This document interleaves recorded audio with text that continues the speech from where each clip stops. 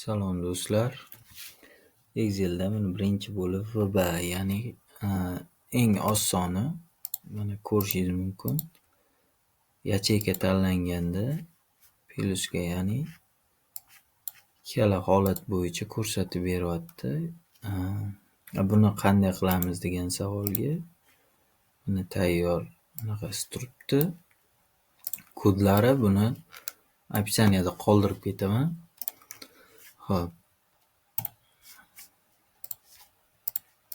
Bu VB, ya'ni kodlar orqali ishlash bo'ladi. Mana bu yerda endi stress, ya'ni filtrlashni yanada osonlashtirish va qulay qilish uchun o'zimizga,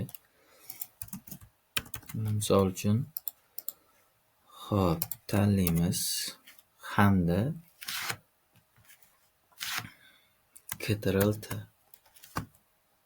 Enter bo'ldi. Tayyor, mana stress chiqib turibdi o'zi. Bizaga sana bo'yicha kerak. Misol uchun mana 4 ta sanamiz bor ekan.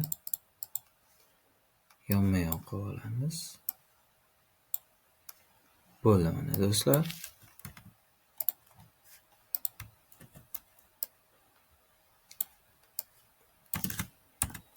Mana shu holatda chiqarib beraveradi. Nima bo'lgan o'sha kuni yoki bo'lmasa prihod qanaqa bo'lgan, rasxod qanaqa bo'lgan, bo'ladigan ishlarga qarab. Keyin mana bu yerda bu pромежуточный итог, ya'ni dannidan mana tanlaymiz. Xo'p, bizaga sana bo'yicha ajratib beradi. Narxini itogga qo'yib beradi. Ya'ni mana bu yerdan nomi, o'lchov birligi xohlaganingizni tanlashingiz mumkin. Bizaga sana bo'yicha ajratib bergan ma'qulroq. Hamda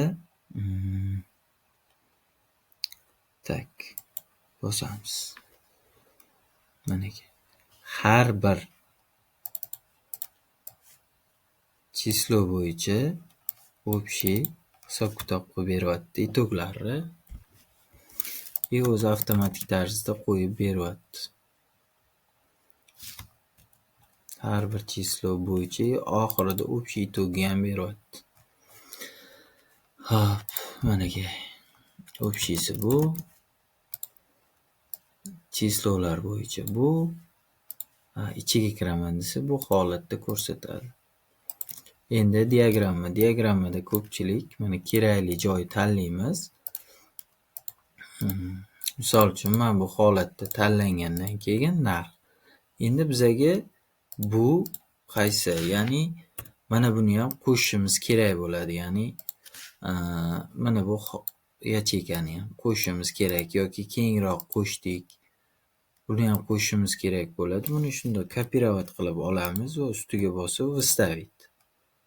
Bo'ldi, tayyor. Qo'shishning eng oson yo'li, eng sodda, tushunarli, nima desa bo'ladi, qiyin bo'lmagan uslubda